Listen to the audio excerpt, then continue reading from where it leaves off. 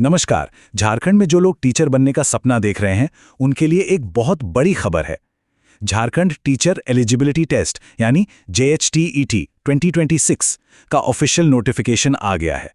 तो समझिए कि ये तैयारी की ऑफिशियल शुरुआत है। तो अगर झारखंड में टीचर बनने का सपना है तो ये मौका हाथ से जाने नहीं देना चाहिए। देखिए, ये सिर्फ एक सरकारी कागज नहीं है, ये करियर को एक नई दिशा देने का मौका है। तो फिर देर किस बात की? चलिए एक एक करके सारी जरूरी बातें समझते हैं।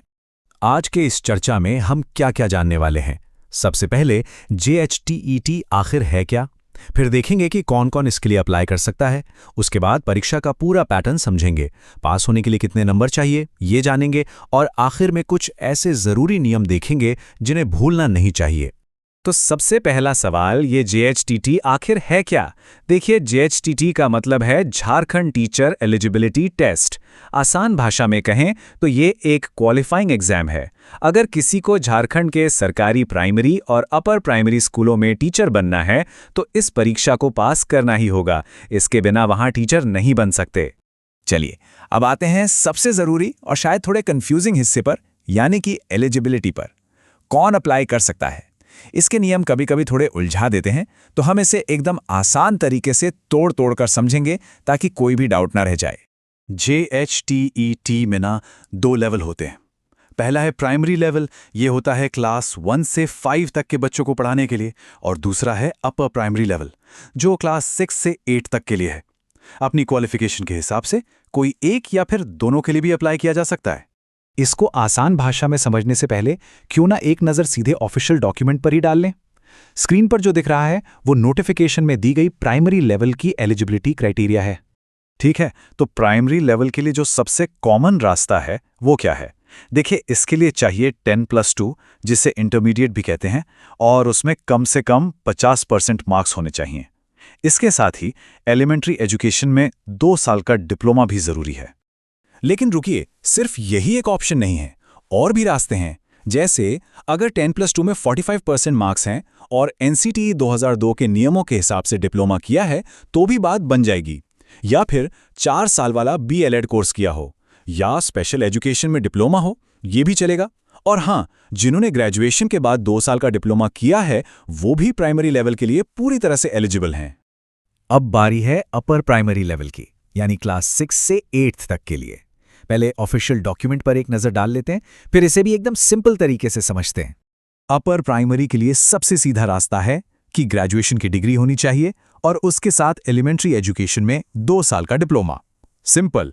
इसके अलावा भी कई ऑप्शंस हैं, जैसे ग्रेजुएशन में कम से कम 50% मार्क्स और 1 साल का BEd, या फिर 4 साल वाले इंटीग्रेटेड कोर्स जैसे BLED या BAEd भी चलेंगे। स्पेशल एजुकेशन में BEd करने वाले या जिन्होंने 55% मार्क्स के साथ पोस्ट ग्रेजुएशन और 3 साल का इंटीग्रेटेड BEd MAd किया है, वो सब अप्लाई कर सकते हैं। चलिए, एलिजिबिलिटी की पहेली तो सुलझ गई। अब किसी भी कैंडिडेट के लिए जो अगली सबसे जरूरी चीज होती है वो है एग्जाम का पैटर्न। तो आइए अब इसका पूरा ब्लूप्रिंट समझते हैं। प्राइमरी लेवल के पेपर को देखिए। कुल मिलाकर 150 सवाल होंगे और हर सवाल 1 नंबर का, यानी टोटल 150 मार्क्स। इसमें 5 सब्जेक्ट्स हैं: child development and pedagogy, 2 languages, maths और एनवायरमेंटल स्टडीज। हर सेक्शन से बराबर यानी 30-30 सवाल पूछे जाएंगे। अपर प्राइमरी का पैटर्न थोड़ा सा अलग है। यहाँ भी 150 सवाल हैं। चाइल्ड डेवलपमेंट और 2 भाषाएं, ये तो सबके लिए कंपलसरी हैं। इसके बाद एक ऑप्शन आता है, जो लोग मैथ्स और साइंस के टीचर बनना चाहते हैं उनके लिए एक अलग सेक्शन है, और जो सोशल स्टडीज के टीचर बनना चाहते हैं उनके लिए दूसरा। दोनों में से कोई एक चुनना होगा। हाँ, और एक बहुत ही जरूरी बात, ध्यान से सुनिए। दोनों ही पेपर 2.5 घंटे के होंगे। और सबसे बढ़िया बात पता है क्या है? कोई नेगेटिव मार्किंग नहीं है। जी हाँ, गलत जवाब देने पर नंबर नहीं कटेंगे। तो ये एक बहुत बड़ा प्लस पॉइंट है। अच्छा, एग्जाम का पैटर्न तो समझ लिया, पर अब सवाल ये है कि इस एग्जाम को पास करने के लिए यानी क्वालिफाई करने के लिए कितने मार्क्स चाहिए। तो यहाँ सबसे बड़ा और ज़रूरी नंबर है 60%।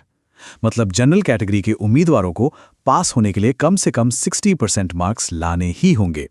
150 में से 90 नंबर। यहाँ रिजर्व्ड कैटेगरीज के लिए कुछ छूट है। जनरल और EWS के लिए तो 60% है, पर पिछड़ा वर्ग यानी BC1 और BC2 के लिए ये 55% है। और SC, ST और दिव्यांग उम्मीदवारों के लिए ये और भी कम, सिर्फ 52% है। और अब आखिर में नोटिफिकेशन की कुछ और ज़रूरी बातों पर एक नज़र डालते हैं। ये वो छोटी छोटी बातें हैं जिन्हें नज़रअंदाज करना भारी पड़ सकता है। कुछ और ज़रूरी पॉइंट्स याद रखने होंगे। अप्लाई करने के लिए कम से कम 21 साल की उम्र होनी चाहिए। पारा टीचर्स के लिए उम्र में एक स्पेशल छूट भी है, जो बहुत अच्छी बात है। और एक खास चीज़, 2026 के इस एग्जाम के लिए सभी कैंडिडेट्स को एक बार की उम्र में छूट दी जाएगी। इसके अलावा रिजर्व्ड कैटेगरीज को एजुकेशनल क्वालिफिकेशन के मार्क्स में भी 5% की छूट मिलेगी। तो अब जब JH टेट 2026 की सारी जानकारी सामने है, एक एक नियम साफ है, तो सवाल ये उठता है कि तैयारी के लिए पहला कदम क्या होना चाहिए। इस पूरी जानकारी को अपनी ताकत बनाकर अब लक्ष्य की ओर बढ़ने का समय है।